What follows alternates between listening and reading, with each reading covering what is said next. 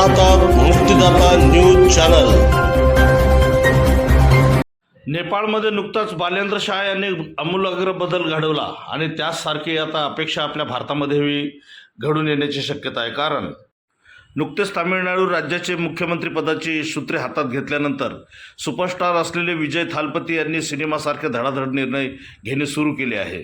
विजय थालपती हे केवळ 59 वर्षाचे असून ते तामिळनाडू राज्यामध्ये सर्वसामान्य नागरिकांना विविध सवलती देणार असल्याची घोषणा त्यांनी केलेली आहे।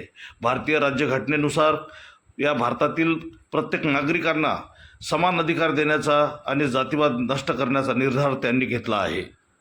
तामिळनाडूचे लोकप्रिय मुख्यमंत्री माननीय विजय थालपती आणि नगिना लोकसभा मतदारसंघाचे खासदार माननीय चंद्रशेखरजी आझाद यांच्या दोघांच्या विचारात अतिशय समानता असून त्या दोन्ही नेत्यांची युती आता झाली असून या देशाला तेच बदल घडवून आणणार असल्याची अपेक्षा जनतेकडून वर्तविल्या जात आहे।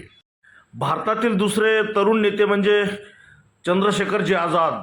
नगिना लोकसभा मतदारसंघातून निवडून आलेले चंद्रशेखर आझाद यांनी आपल्या मतदारसंघामध्ये आणि देशामध्ये देखील सगळ्यांचे लक्ष केंद्रित करण्यासारखे कार्य केले आहे।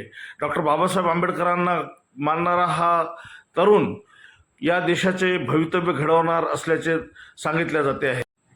78 वर्षात भारताचा सत्यानाश झाल्यानंतर आता या दोन नेत्यांकडून भारताला नवं नेतृत्व मिळणार आहे आणि हे दोन्ही नेते भारताला आपल्या निस्वार्थी भावनेने सुधारवणार असण्याची अपेक्षा अतिशय तीव्र झालेली आहे। आतापर्यंत झालेला मोठा भ्रष्टाचार, घोटाळा, जातीवाद हे सगळं बाजूला सारून आपल्यासाठी न जगता भारतातील जनतेसाठी जगणारे हे दोन नेते समोर येत आहे। या दोन्ही नेत्याकडे भारतातील तरुणांनी डोळसपणे बघून कोणताही जातीवाद न समोर आणता बघावे अशी अपेक्षा आहे। मुक्तिदाता न्यूजसाठी मी गौतम तुपसुंदरे आणि संदेश तुपसुंदरे।